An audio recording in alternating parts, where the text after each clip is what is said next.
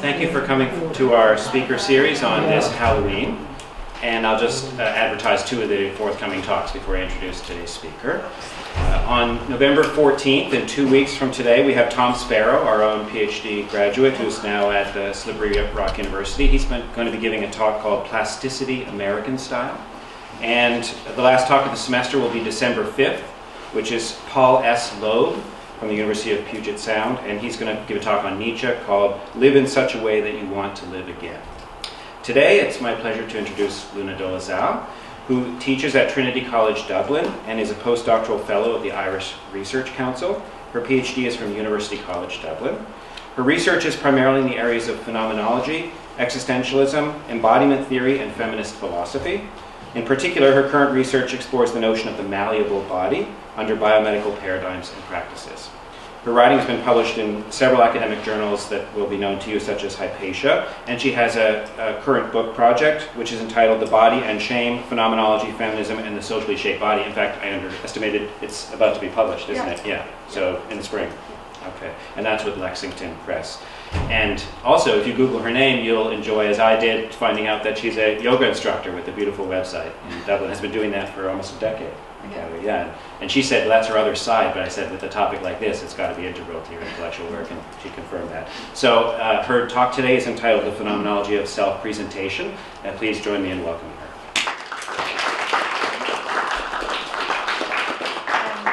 Thank you, Patrick, and thank you so much for inviting me to speak, and also to Jeff and everyone in the philosophy department who've been very kind for the last 2 weeks for my visit here. So it's a pleasure to be here and to be speaking here today. So the talk I'm going to give today is, as you can see, entitled The Phenomenology of Self-Presentation. And what I hope to suggest in this talk is that self-presentation, or something like how we appear to others through bodily expressivity, forms an integral part of the phenomenological structures of embodied subjectivity, intersubjectivity, and lived experience. So the question I'm asking is something like, is self-presentation merely a contingent facet of social relations, or does it have some deeper existential and even perhaps ontological significance? So to give some background to this topic, I've recently finished a project on shame and the body, as Patrick was saying, and the book The Body and Shame will be published in the spring.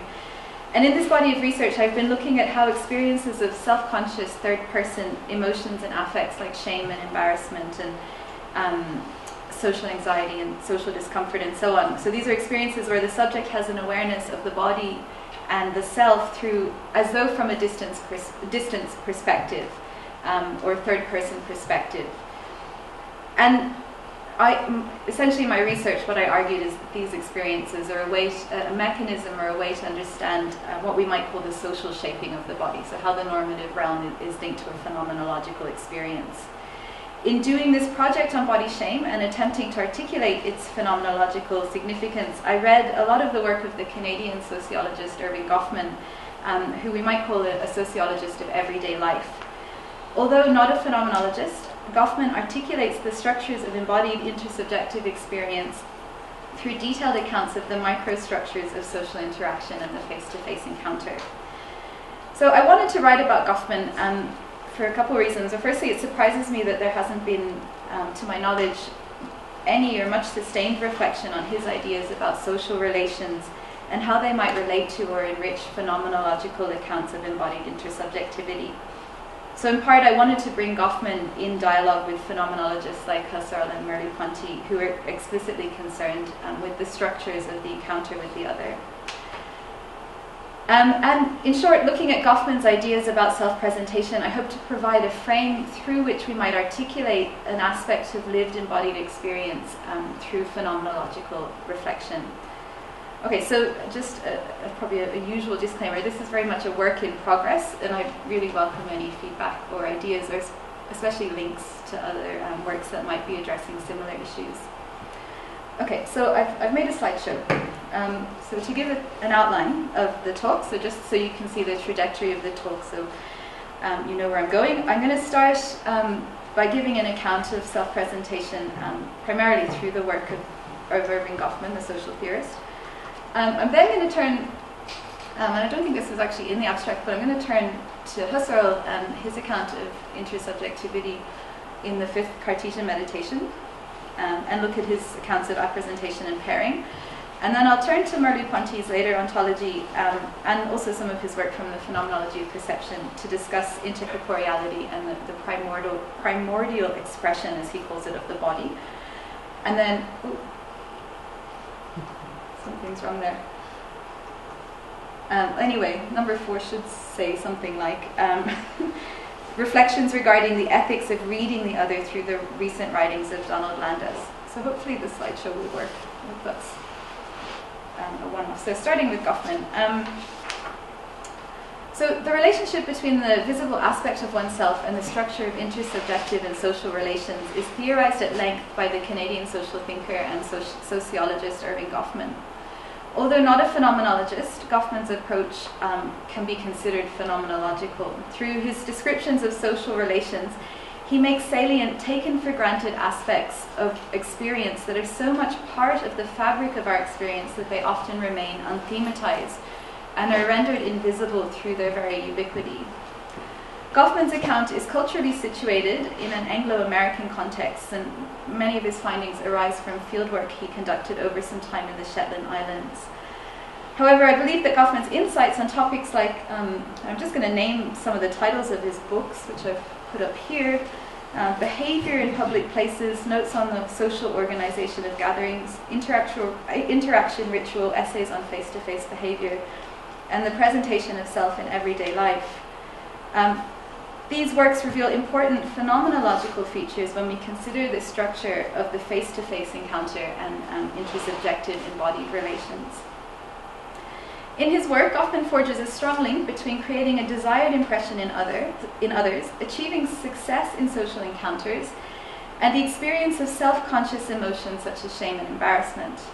The focus of much of Goffman's writing is the management of social life through face-to-face encounters, particularly examining how orderly behaviour is so fastidiously maintained within social interaction, and how this forms a tacit background of embodied subjective and intersubjective experience.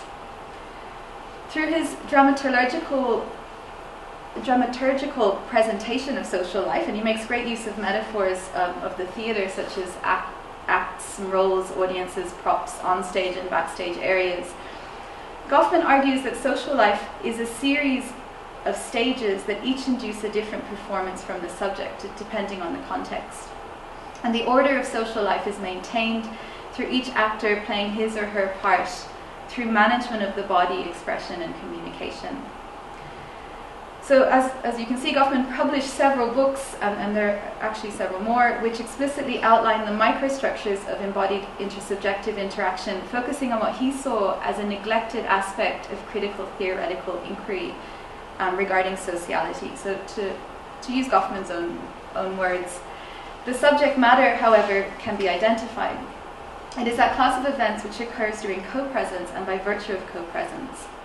The ultimate behavioral materials are the glances, gestures, positionings, and verbal statements that people continuously feed into the situation, whether intended or not. These are the external signs of orientation and involvement, states of mind and body not ordinarily examined with respect to their social organization. Through serious ethnography, we need to identify the countless patterns and natural sequences of behavior occurring whenever persons come into one another's immediate presence. In examining face-to-face encounters, or what happens when two individuals or more come into contact with each other, Goffman theorizes several aspects of what he identifies as self-presentation and strategic interaction, or what we might understand to be strategies to control the manner that one's body, behavior, appearance, and comportment appears to others. He discusses aspects of embodied interaction such as face, poise, one's personal front, dress, bearing, physical gestures, decorum, limb discipline, civil inattention, and etiquette, among many others. Underpinning all these features of embodied interaction is Goffman's basic contention that individuals manage and control their bodies in order to conform to prevailing social norms, with the aim of facilitating successful social interaction, or what we might consider the flow of social relations, or what he calls euphoric interplay. Public order and the harmonious coexistence of embodied subjects results from shared modes of conduct and behaviour. Successful interaction, or one that is not characterized by disruptions, scenes, falterings, failings, discomforts, etc., requires a high level of embodied competence. So, for example, in achieving the delicate balance of interest and disinterest that characterizes what Goffman terms civil inattention, where one acknowledges the presence and existence of another without giving him or her undue attention, the body automatically adjusts itself so that the encounter is for the most part harmonious, in that neither party would feel discomfort or social uneasiness. And I'll give just an example from Goffman. So he describes two persons passing on the street. Civil inattention may take the special form of eyeing up the other up to approximately 8 feet, during which time sides of the streets are apportioned by gesture, and then casting the eyes down as the other passes, a kind of dimming of lights. In any case, we have here what is perhaps the slightest of interpersonal rituals, yet one that constantly regulates the social intercourse of persons in our society. So through descriptions such as this one, Goffman offers, in a sort of ethno-phenomenology, a description of aspects of the microstructures of social interaction, or embodied social interaction. And naturally, Goffman does not intend these sorts of examples to be universalizable, but merely descriptive. So the idiosyncrasies of a particular cultural ritual uncover a deeper pan-cultural structure inherent to intersubjective relations. So in short, we can summarize Goffman's findings in part as follows. So when two animate live bodies are in proximity with one another, a whole range of expressive embodied responses are solicited, whether they are interacting or not. Encountering another's body solicits a response from my body. So Goffman writes, when individuals come into one another's immediate presence in circumstances where no spoken communication is called for, they nonetheless inevitably engage one another in communication of a sort. For Goffman, these responses are necessary and occur before conscious reflection or intention. Furthermore, our bodily responses are driven by a deeper need for belonging and acceptance, which I won't go into here. As such, Goffman argues, as social subjects, our bodies are primed to create harmony, flow, and ease within face-to-face encounters and social relations. And although we can intentionally disrupt the flow and create what we might commonly call a scene, for the most part, we are continuously engaged in strategies and embodied strategies of harmonious self-presentation. So to explain how we manage most of the time to maintain flow and harmony in face-to-face interactions, Goffman posits the idea of the body idiom, which is a shared style of bodily comportment that members of a society adhere to in order to maintain the smooth functioning of intersubjective situations and spaces. For human subjects, it should be noted that every attitude of the body, even ones that seem inevitable or natural, such as standing or sitting or walking, are in fact shaped by socio-cultural idiosyncratic body idioms. It should be noted that the body idiom is not an extra layer of style or ability, but rather a permanent and necessary feature of one's body schema, to use Merleau-Ponty's term. So this concept obviously has parallel to Bourdieu's notion of the habitus, and as I'll discuss below, Merleau-Ponty's idea of bodily expression. These shared vocabularies of body idiom are conventionalized forms of nonverbal bodily behavior, which are largely undetermined by the individual, and furthermore prescribed to without any conscious choice or reflection on the part of the subject. So importantly, the idea of control, this is an important point, the idea of control as offered by Goffman does not imply sustained conscious effort. So overall, what Goffman describes as self-presentation through a body idiom is an inherent part of one's embodied social interaction. The idea is that one's body is constantly geared towards others, and this is significantly focused on one's visible aspect. However, this feature of self-presentation is not to be understood in terms of conscious control or conscious intentionality. The body communicates with the world and with others. This happens in part pre-consciously and pre-reflectively. And although we can overwrite that communication with our concerns regarding things like face, front, decorum, etiquette, etc., the idea is that the body idiom is operational despite any conscious efforts we may or may not make. So just a final quote from Goffman. Although an individual can stop talking, he cannot stop communicating through his body idiom. He cannot say nothing. Sight begins to take on an added and special role. Each individual can see that he is being experienced in some way, and he will guide at least some of his conduct according to the perceived identity and initial response of his audience. Further, he can be seen to be seeing this, and can see that he has been seen seeing this. Of course, the parallels here to Merleau-Ponty's ideas of the pleating between the seer and the seen, and vision and the visible, with respect to the question of the other in his later writings, are obvious. However, before I turn to Merleau-Ponty, I'm going to diverge a little and turn to look at Husserl's reflections on the encounter with the other, or with another, in the Cartesian meditation. So I'm going to leave Goffman for the moment and turn now to the unlikely Husserl. So famously, and as I'm sure many of you, if not all of you know, in the fifth meditation of the Cartesian meditations, Husserl tries to rescue phenomenology from solipsism.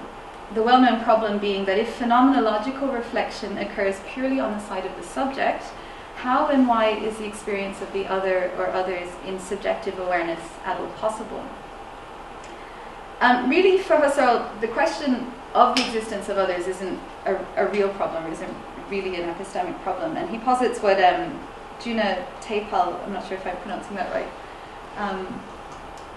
calls an a priori intersubjectivity. So this means that the structure of my experience of perception and action already implies the existence of other perceivers and actors. So in the fifth meditation, Husserl writes, and I quote here, "Within myself, within the limits of my transcendentally reduced pure conscious life, I experience the world, including others, as an intersubjective world, actually there for everyone, accessible in respect of its objects to everyone." In short, this means that within the horizontal structure of every perceptual experience, there is reference to possible anonymous co-perceivers. So for Husserl, the other is a necessary part of my subjective experience. The question is not whether others exist, and we know they do. Instead, the question is, or for Husserl, is something like, what are the phenomenological features within our own experience that allow us to know and subsequently engage with the other? In attempting to answer this question, Husserl describes the encounter with another. So he says, others appear as animate organisms, as psychophysical objects. They are in the world. On the other hand, I experience them at the same time as subjects for this world, as experiencing it, the same world that I experience, and in doing so, experiencing me too, even as I experience the world and others in it. And here we see some parallels to Goffman on the pleating of vision and visibility. For Husserl, the encounter with the other occurs, of course, through the encounter with the other's body. Although we perceive the other's body and know that it is infused with subjectivity, what Husserl admits as the problem is that we do not perceive that subjectivity directly. And if I did, then there would be no otherness. The other and myself would be the same. So for Husserl, when I see another's body, my phenomenological experience is that I'm perceiving another subjectivity, but this perception is somehow or seemingly mediated through my perception of his or her body. Through what Husserl calls apperceptive transfer, or analogizing apperception, I realize that the body I see over there is just like my own animate organism. So there's another quote here. Husserl writes, "Let us assume that another man enters our perceptual sphere. Since in this nature and this world, my animate organism is the only body that is or can be constituted originally as an animate organism, the body over there, which is nonetheless apprehended as an animate organism, must have derived this sense by an apperceptive transfer from my animate organism." However, what is important for Husserl is that apperception is not some sort of conscious act, nor does it involve any sort of explicit thematization of the other. He writes that apperception is not inference, it is not a thinking act. Apperception in this reading is an immediate bodily response to another's body, what Husserl calls a transfer of sense that involves, again, what he calls a phenomenal pairing, as a result of a recognition due to some sort of primordial attunement.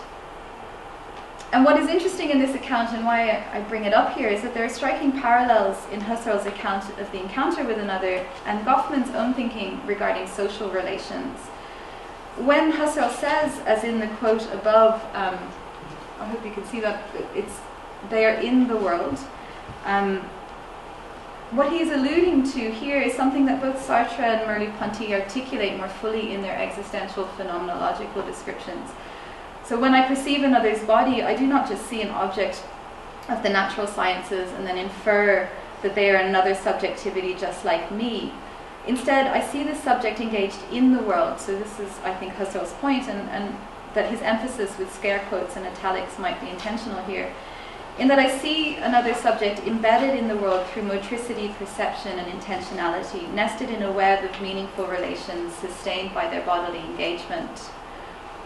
And the following passage, I think, makes salient some of these similarities. So, another quote from Husserl: "The experienced animate organism of another continues to prove itself as actually an animate organism solely in its changing by incessantly harmonious behaviour.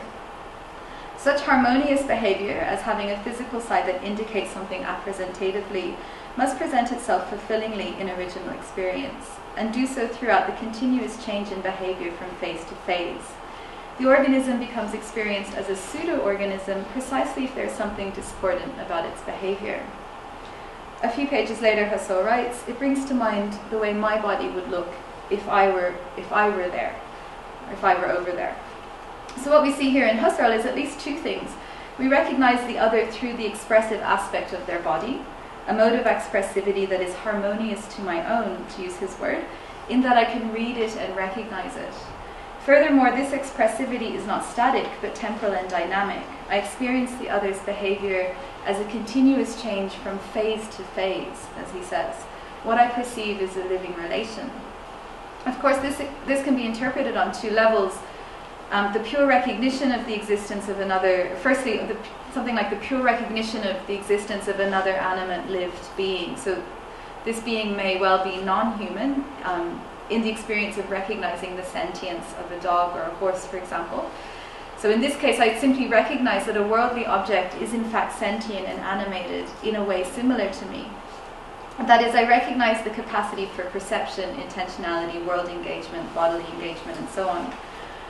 Or second, if we want to read this on the level of sociality and social relations, what Husserl might be alluding to is a recognition of my social contemporaries through reading their body idioms, or to use his term, behaviours. That is, the worldly objects I can see exhibit a mode of behaviour that is harmonious such that I can interact with them coherently and meaningfully. They are rendered familiar and in fact analogous to me through a primordial and then an existential bodily communication. And what both readings point to is that for Husserl, as for Goffman, the other's body elicits a response from my own. And this response is simultaneously recognition and engagement. And it happens before any inference or conscious effort or deliberation. In short, the presentation of the self and concomitantly the other's presentation to me is at the heart for Husserl of the question of intersubjectivity. Okay, so I just want to turn briefly to a suggestion from A.D. Smith's commentary of Husserl's account in his Routledge Philosophy Guidebook to Husserl and the Cartesian Meditations. And I just use this question that Smith raises as a launching point to get into Merleau-Ponty. So here, Smith points to what might be perceived as an apparent contradiction in Husserl's account. So in the fifth meditation, knowing the other seems to be a result of seeing the outer aspect of the other's body and analogizing it to one's own. So Smith writes in here, his or Husserl's account would seem to imply, for example, that in order to recognize anyone else as an animate organism, I must possess a mental picture of my own outward appearance, or my own outward physical appearance. Smith points out that this seems at odds with Husserl's account of the live body in Ideas 2, where one's psychophysical structure is regarded from within, and the features that characterize embodied lived experience, so which distinguish the live body from other worldly objects such as the I can, sensings and sensations, perception, the body as the 0 point, etc., do not involve any account of the external aspect of one's own body.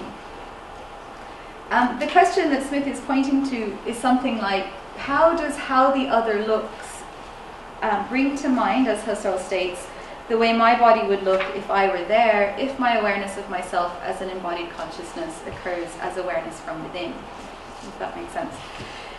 So what Smith points out in order to address this question is that, and his attempt to resolve it, is that Husserl places the emphasis not on outward appearance in some sort of static sense, but on what he terms, or what Husserl terms, behaviour. And here again I quote Smith. This is Smith again. The suggestion is not that certain movements are taken as behaviour because performed by a suitably shaped material object, but that certain types of movement immediately motivate the empathic pairing. The emphasis on movement and behaviour also helps explain why animals, which have a decidedly non-anthropomorphic shape, are still able to be recognised as sentient and perceiving beings. So Smith makes a remark, although an ostrich may physically look very different from me, its movements in fact are not so dissimilar.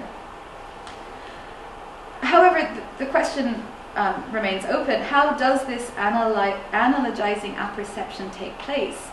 So is it the case that I need to have an awareness of how now my moving body and moving and expressing body appears from an external perspective in order to then pair or analogize to the other's body or expressive body, which is visually presented to me?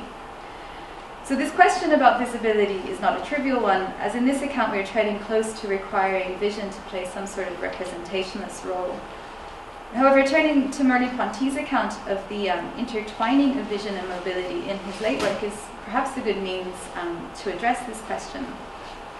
So I'm going to move away from Husserl and into Merleau-Ponty's account of intercorporeality. So for Merleau-Ponty, it is not the case that I need this representationalist idea of how my body in movement appears in order to extrapolate to identify another's body. We don't have to go down this intellectualist path. So starting in the Phenomenology of Perception, Merleau-Ponty gives the now well-trod example of an infant mimicking my biting motion. So I'll quote his passage about this from the Phenomenology of Perception. He says, "A 15-month-old baby opens his mouth when I playfully take one of his fingers in my mouth and pretend to bite it. And yet he has hardly seen his face in a mirror, and his teeth do not resemble mine. His own mouth and teeth, such as he senses them from within, are immediately for him the instruments for biting, and my jaw, such as he sees it from the outside, is for him immediately capable of the same intentions. Biting immediately has an intersubjective signification for him." What Merleau-Ponty is articulating in citing this example is that even though the infant has no clear visual representation of his own jaw, when presented with my intentional action, he senses from within a power for similar movement and gears into the intentionality of my gesture through mimicry. Merleau-Ponty writes in the same passage, "He perceives his intentions in his body," and this is an important point, "he perceives my body with his own, and thereby perceives my intentions in his body." So the idea is something like my corporeal schema has an ability to appreciate certain equivalences between perceived external movements and felt inner bodily movements or sensations or kinesthetic sensations. And I believe the empirical literature on mimicry suggests that this system of equivalences in the body schema is in fact innate. But what Merleau-Ponty makes clear, and this is really the important point, I was hoping to emphasize with the colour, but it's actually dimmed it. This is really the important point, I hope you can read it. It's not just the eye or the mind that perceives bodily movement, but rather that movement is perceived through the body, or to be more precise, the body schema.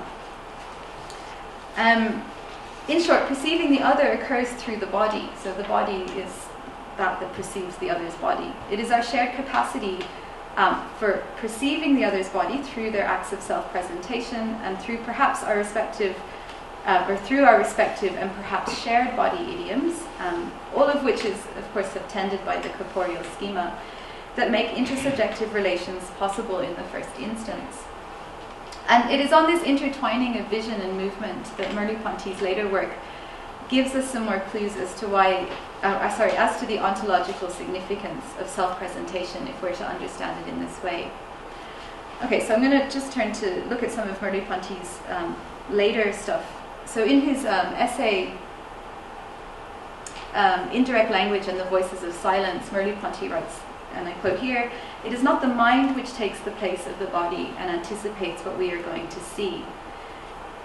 Instead, our capacity for perception, of course not reduced to sight alone, is the result of the body." So in the same passage he writes, "We must therefore recognize that what is designated by the terms glance, hand, and in general body is a system of systems destined for the inspection of a world and capable of leaping over distances, piercing the perceptual future and outlining hollows and reliefs, distances and deviations, a meaning in the inconceivable flatness of being."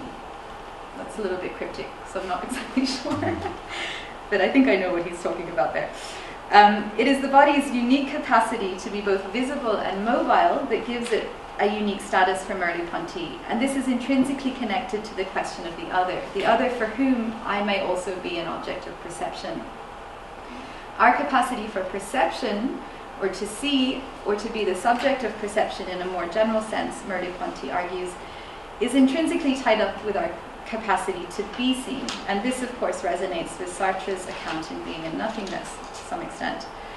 So in his essay I in Mind, Merleau-Ponty discusses the intrinsic connectedness of vision and mobility, which he argues constitutes our very experience of being and overturns representationalist understanding of perception and thought. So I'll read this one out.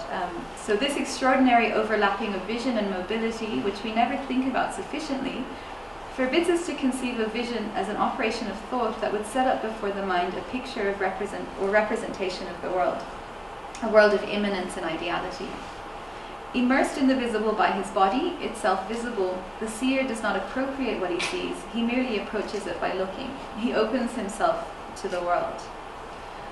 However, above this deeper ontological story of the significance of the seen body as constituting a relation to being in Merleau-Ponty's work is a more mundane experience of how the body is regarded as one of the visibles.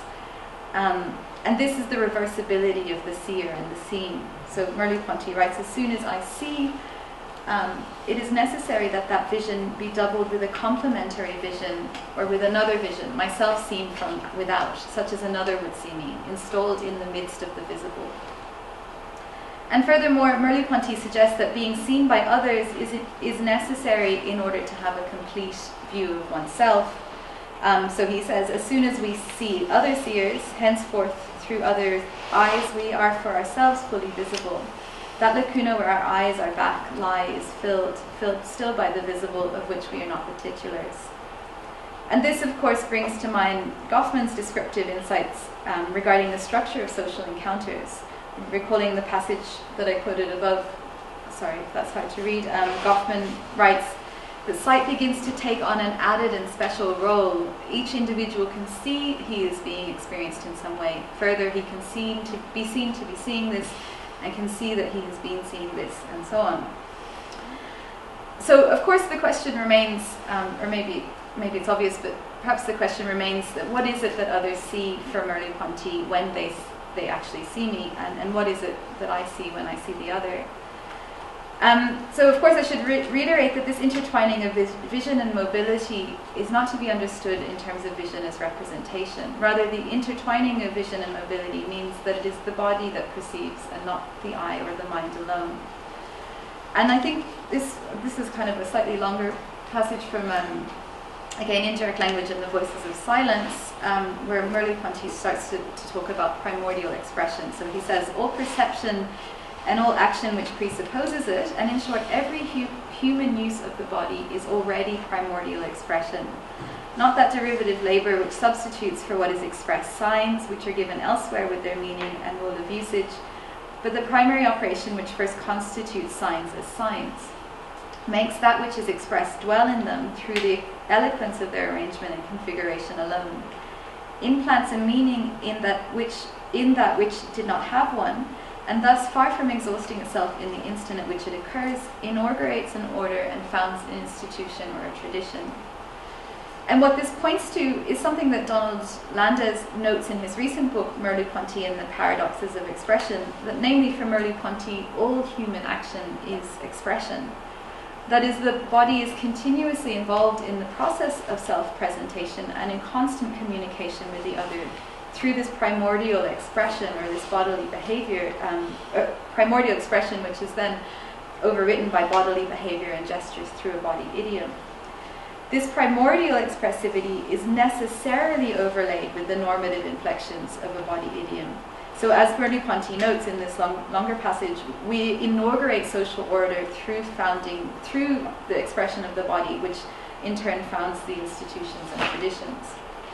So he expresses it thusly: every other person exists for me as an irrecusable irrecusable style or milieu of coexistence. My life has a social atmosphere. Like the a priori intersubjectivity expressed in Husserl's thinking on the question of the other, for Merleau-Ponty, bodily human existence is this interweaving of self and other through bodily expression and communication. And bodily expression, or self-presentation, to return to Goffman's terms, exists in the paradoxical space, as Donald Landis characterizes it, the space between pure repetition and pure creation.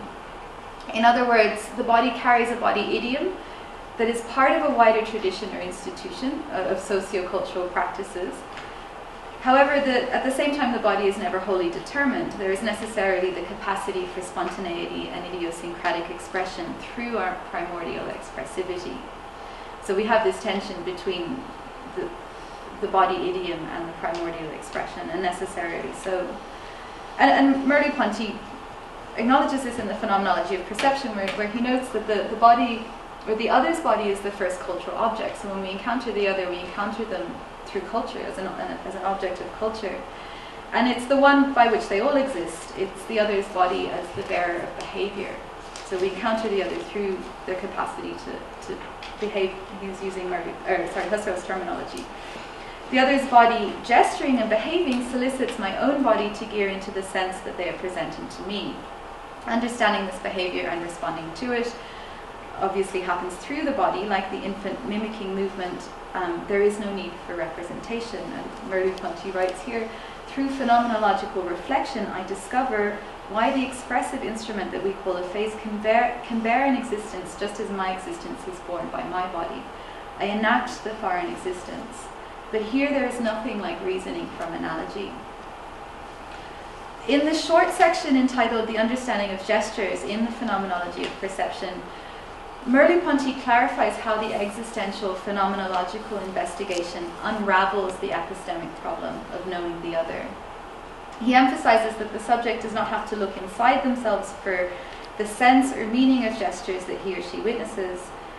Rather, as he notes, communication or the understanding of gestures is achieved through the reciprocity between my intentions and the other person's gestures.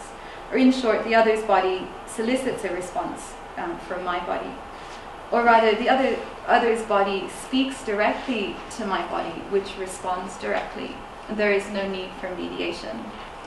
Through our mutual capacities for self-presentation and through our simultaneously shared, yet perhaps divergent body idioms, part of the very structure of our being is this capacity for intersubjective relationality or sociality.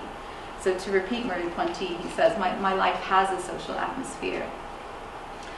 So I'm going to turn, finally, I'm almost finished, to Don Landis's recent commentary on Merleau-Ponty on expression, and what he illustrates and why I found his commentary useful is that this communication through the body for Merleau-Ponty is both existential and, in a deeper way, ontological. So in fact, on the question of sociality, Landis argues to describe one is necessarily to implicate the other. So